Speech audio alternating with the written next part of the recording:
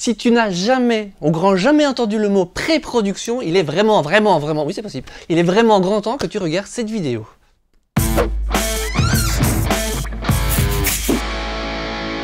Bonjour et bienvenue à l'Académie du Gros Son, je suis Gérald. Et moi c'est André, donc aujourd'hui on va parler de la pré-production. Dans la pré-production, c'est le meilleur moyen pour aller plus vite en studio, pour savoir mieux vers où on va et arriver à un résultat beaucoup plus cohérent et de trois dépenser moins d'argent tout en s'amusant beaucoup plus. En gros, faire le travail comme les professionnels pour bien faire les choses. Avant que l'on rentre dans le vif du sujet, on vous invite comme d'habitude à liker la vidéo parce que ça nous aide beaucoup, à vous abonner à la chaîne si ce n'est pas encore fait. Puis vous pouvez surtout nous aider en vous aidant, en aidant tout le monde entier en allant sur l'académiedugrosson.com/bonus.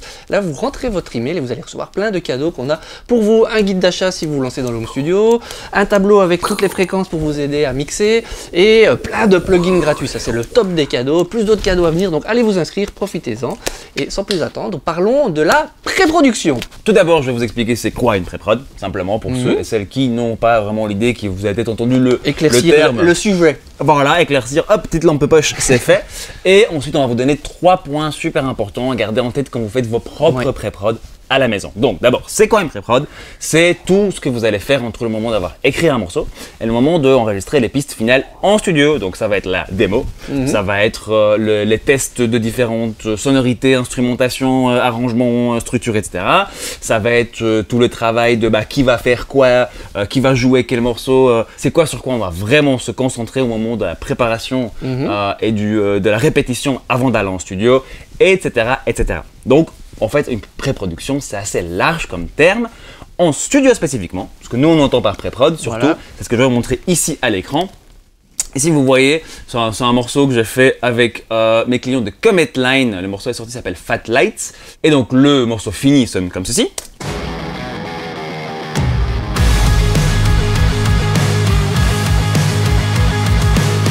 Voilà, bien cool, bien frappant. Et en amont de la session studio, moi j'ai reçu ça.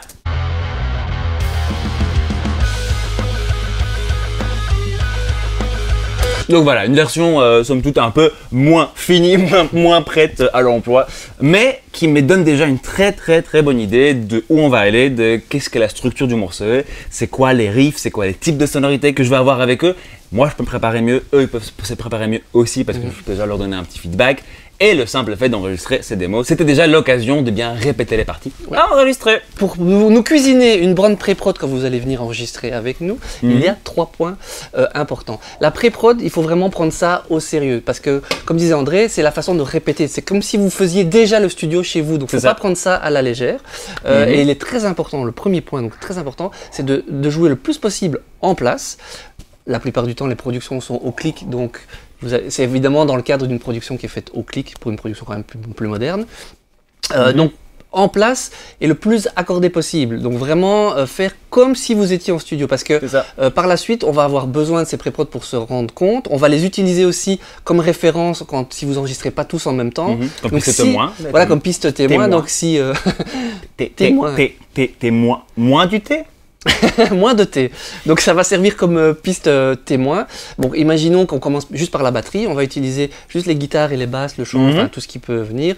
Si le batteur a un truc où ça joue comme ça, c'est pas cool pour lui. Et on va pas se rendre compte, ça va être moins excitant, on va moins aller vers où on veut. Si c'est faux, quand on va commencer à enregistrer la basse sur une basse de guitare témoin par exemple, et que c'est faux, on va dire bon, qui est faux, qu'est-ce qui se passe? On va avoir un sentiment désagréable. Donc faites ces pré-prod, c'est très important, comme si c'était déjà l'enregistrement, limite comme si ça allait sortir. Mettez-vous ça en tête, c'est comme si ça allait sortir tel quel, quoi. Un petit commentaire pour ça, on a souvent tendance à privilégier ce qui est déjà dans la session, parce qu'on ne peut plus le retoucher. Donc si votre truc qui est déjà dans la session n'est pas super droit, n'est pas très bien en place, n'est pas très bien accordé, on va en fait foirer tous les autres prises. Ça risque de vous induire en erreur en fait, inconsciemment. Alors le deuxième point qui est très important, c'est de bien mettre tout ça en pistes séparées, tout simplement, parce que comme je vous l'explique, si on fait que la batterie, on doit pouvoir retirer la batterie, sinon on va devoir envoyer que la batterie, parce que j'ai souvent des groupes qui viennent, on en discute un peu, mais bon voilà, parfois c'est pour ça qu'on fait cette vidéo aussi, comme ça maintenant vous savez, il n'y a plus d'excuses. J'ai des groupes parfois qui viennent, ils me disent voilà, on a les pré-prod, mais c'est le truc tout mixé, voilà, pour le batteur c'est un peu mort, il va devoir jouer sur l'ancienne batterie, c'est pas très cool. Donc bien faire ça par instrument. Et limite, même s'il y a 2 guitaristes et que vous avez 2 pistes guitare, même les guitares, les séparer, comme ça quand on fait un guitariste, on a l'autre en référence, et puis après voilà. Encore une fois, comme si vous étiez en studio déjà. Voilà, c'est ça. C'est une première répétition, donc du coup vous savez si ça fonctionne et vous serez beaucoup plus efficace, vous allez gagner du temps et donc gagner de l'argent.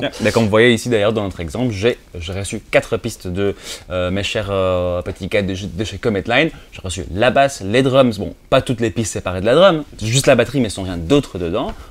Toutes les guitares ensemble, pourquoi pas, parce que je sais que lui il a tout ça en séparé aussi, et les voix.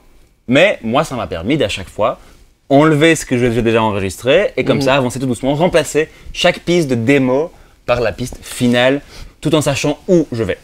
Et alors le troisième point, c'est que ça permet d'avoir une vision globale, pour 2 raisons. La première, c'est que vous allez devoir faire tous les arrangements, faire tel quel, et donc vous allez devoir faire des choix et donc donner une vision au morceau. Qui quand vous allez venir en studio, sera déjà beaucoup plus évident pour l'ingé son, le producteur, la personne qui travaille avec vous, de comprendre ce que vous voulez faire. Ça, c'est la première raison. Ce que je ne veux plus entendre comme phrase, c'est oui, on a fait ça plus ou moins comme ça, on s'est dit, on verra en studio. De nouveau, on perd du temps, à chaque étape, ça va pas, vous n'allez pas vous aider. Et le deuxième point qui est important, pour lequel c'est important de faire ça précisément, toujours dans ce cadre de vision, c'est parce qu'au fur et à mesure, si on commence par la batterie, on a toutes les pistes. Si vous venez juste faire une guitare témoin comme ça sur le même moment parce qu'il n'y a pas de pré-prod, moi je vais enregistrer la batterie avec une guitare, mais je ne sais pas ce que va donner les autres guitares, la basse, le chant, donc ça nous permet d'avoir une vision complète en studio. Donc ça c'est le troisième point pour lequel c'est très important de faire une pré-prod. Pour rebondir là-dessus, en tant que producteur, moi je trouve que en fait une production c'est un ensemble de milliers, voire des millions de micro-décisions.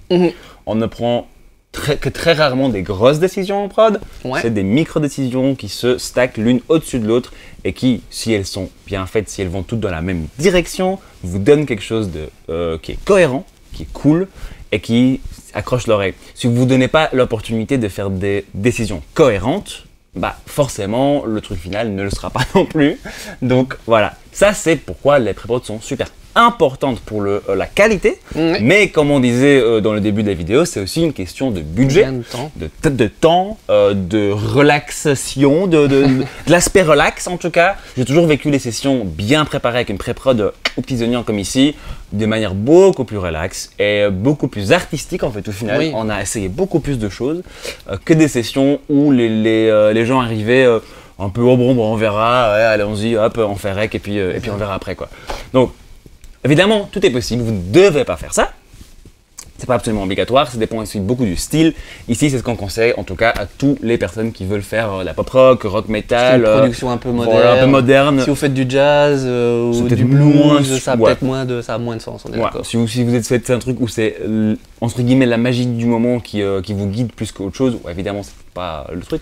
Mais pour tous les autres styles, c'est-à-dire la plupart de vous, ça c'est vraiment un truc qui change la donne et qui vous fait avancer plus vite, mieux dépenser moins et être plus confiant dans vos choix. Exactement. Voilà, je pense qu'on a un peu fait le tour de la question, merci beaucoup. Merci. Et surtout, ce qui reste le plus important avec toutes ces pré-prod, tout ça, c'est de faire de la musique.